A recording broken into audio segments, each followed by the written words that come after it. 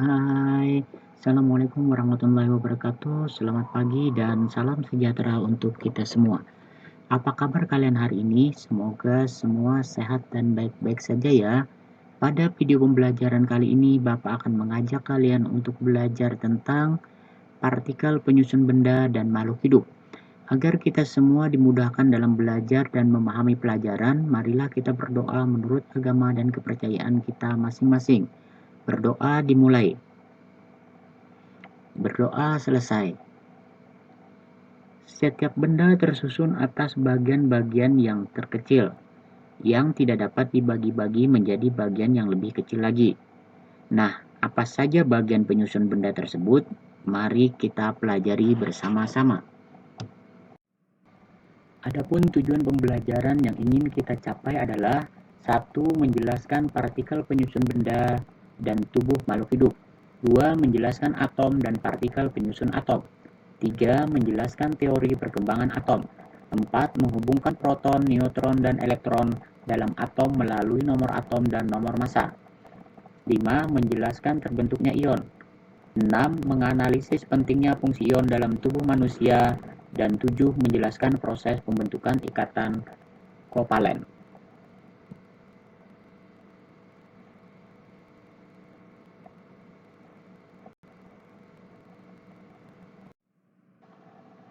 Baik anak-anak sekalian, mari kita belajar partikel penyusun benda dan makhluk hidup. Partikel adalah bagian terkecil dari suatu materi yang masih mempunyai sifat dari materi tersebut.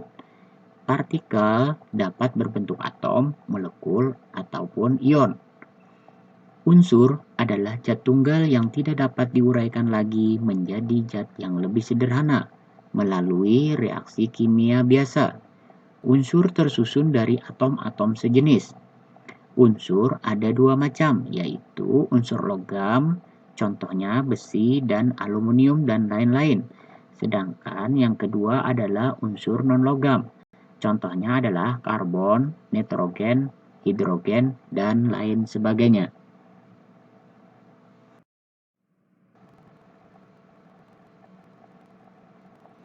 Atom adalah bagian terkecil dari suatu unsur yang masih memiliki sifat unsur tersebut. Sedangkan molekul adalah gabungan antara dua atau lebih atom melalui ikatan kimia tertentu. Molekul ada dua macam, yaitu 1. Molekul unsur.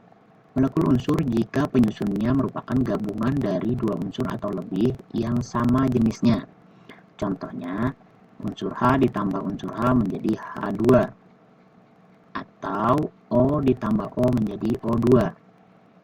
Yang kedua adalah molekul senyawa. Molekul senyawa jika penyusunnya merupakan gabungan dari dua unsur atau lebih yang berbeda atau tidak sejenis. Contohnya adalah H ditambah O menjadi H2O.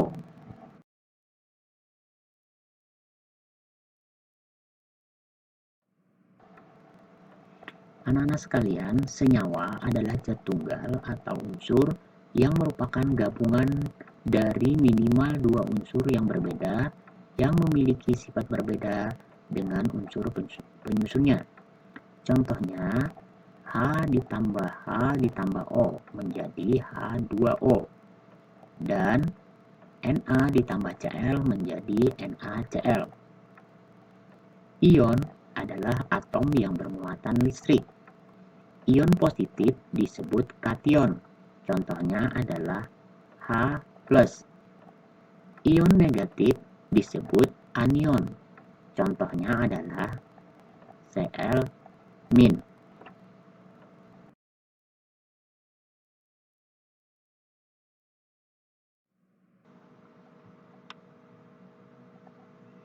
Atom dan partikel penyusunnya.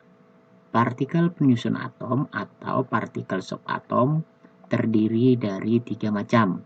Yang pertama adalah proton bermuatan positif, terletak di bagian dalam. Yang kedua adalah neutron bermuatan netral, terletak di bagian tengah. Yang ketiga adalah elektron atau negatif, terletak di bagian luar. Perhatikan gambar. Pada bagian lintasan terluar itu diisi oleh elektron.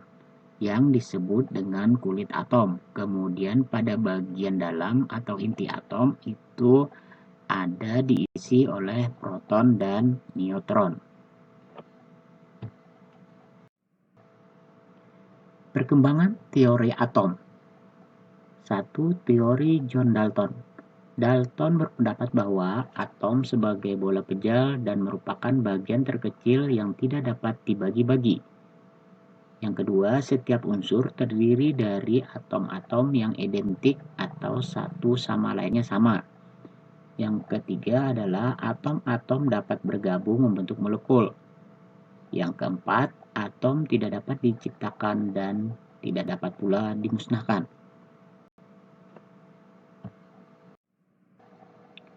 2. Teori Joseph John Thomson. John Thomson berpendapat bahwa atom merupakan bola bermuatan positif dan di tempat-tempat tertentu terdapat elektron-elektron yang bermuatan negatif. Yang kedua, atom harus netral, yaitu muatan positif atau proton dan muatan negatif atau elektron jumlahnya sama. Yang ketiga adalah sebagian besar massa atom terdapat pada muatan positifnya. Perhatikan gambar berikut ini.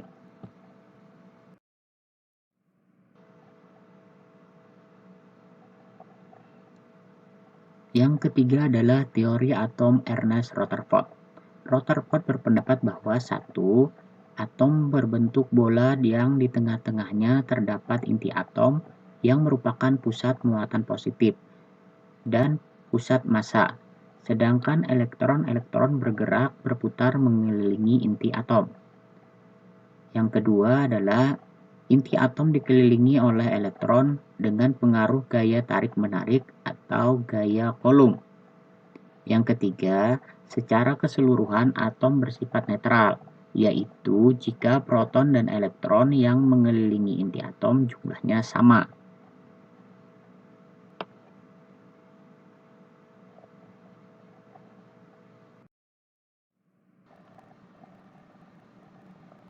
Keempat adalah teori atom Niels Bohr. Niels Bohr berpendapat bahwa satu atom terdiri dari inti atom yang menjadi pusat massa atom dan pusat muatan positif. Kedua, elektron bergerak mengelilingi inti atom pada lintasan tertentu yang disebut dengan orbit dan disebut lagi dengan kulit atom. Yang ketiga adalah selama elektron bergerak mengelilingi inti atom pada orbitnya, elektron tidak memancarkan energi atau kehilangan energi.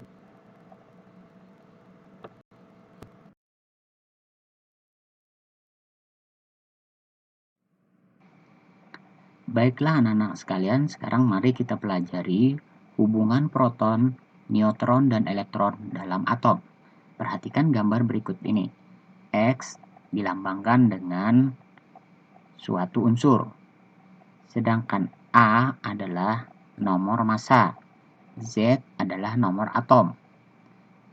Keterangannya, proton sama dengan nomor atom atau Z, sedangkan neutron itu adalah nomor massa dikurang nomor atom atau A dikurang Z, sedangkan elektron adalah sama dengan nomor atom atau Z. Ya, sekarang mari kita mencari berapakah nomor atom, nomor massa, jumlah proton, jumlah elektron, dan jumlah neutron pada satu unsur atau atom. Contohnya adalah hidrogen.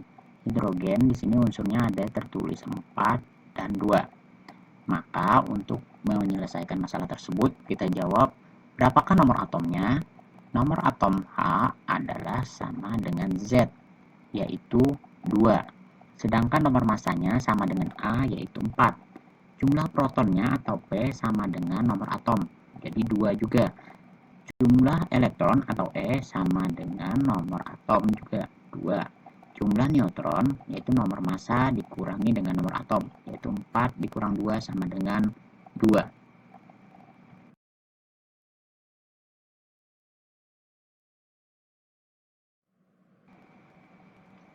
Konfigurasi elektron. Konfigurasi elektron adalah susunan elektron dalam suatu atom. Perhatikan gambar berikut ini. Elektron biasanya berada pada kulit paling luar. Elektron akan bergerak mengelilingi inti atom menurut tingkat energi tertentu yang disebut dengan kulit atom. Tingkat energi dalam suatu atom berturut-turut dilambangkan dengan K untuk kulit pertama, L untuk kulit kedua, M untuk kulit ketiga, dan N untuk kulit keempat. Perhatikan tabel kulit atom dan jumlah elektron yang dapat menempati kulit tersebut. Untuk kulit terluar atau K itu ditempati 2 elektron, sedangkan untuk kulit kedua L ditempati 8 elektron. Untuk kulit ketiga, M ditempati 18 elektron dan untuk kulit yang keempat ditempati 32 elektron. Perhatikan contoh berikut ini, Br mempunyai nomor massa 80 dan nomor atom 35.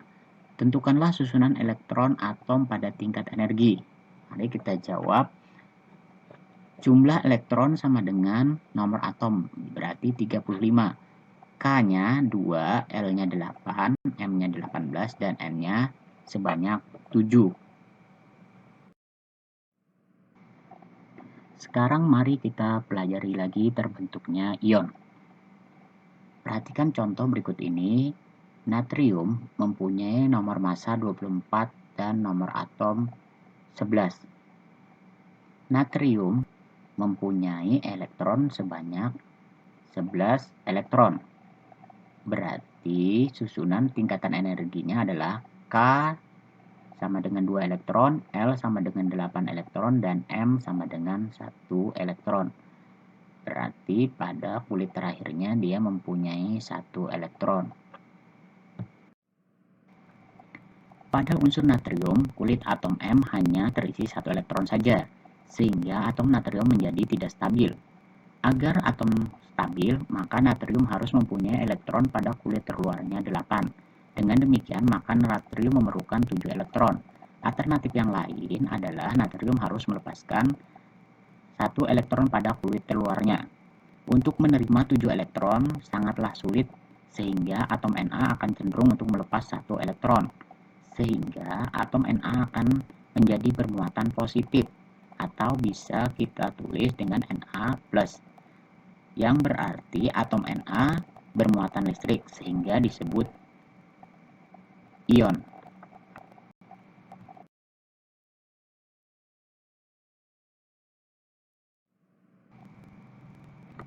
Ikatan kovalen. Perhatikan gambar berikut ini. Unsur natrium mempunyai nomor massa 14 dan nomor atom 7. Pada unsur natrium atau N mempunyai 7 elektron di mana K-nya mempunyai 2 elektron dan kulit L-nya mempunyai 5 elektron, sehingga pada kulit terluarnya kekurangan 3 elektron.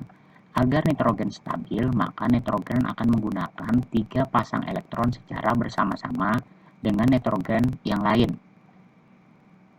Pembentukan ikatan kimia melalui penggunaan bersama elektron oleh 2 atom disebut ikatan kovalen. Fungsi ion bagi tubuh manusia. Ion sangatlah penting bagi kehidupan. Manusia tidak akan hidup tanpa adanya ion-ion. Contohnya ion Ca2+. Pada sistem peredaran darah, berfungsi untuk membantu proses pembekuan darah pada saat luka. Nah, anak-anak sekalian, silahkan kalian cari sendiri ion-ion yang lain, karena ion sangatlah penting untuk tubuh kita semua. Kesimpulan dari pelajaran kita pada hari ini adalah atom adalah bagian terkecil dari suatu unsur yang memiliki sifat unsur tersebut.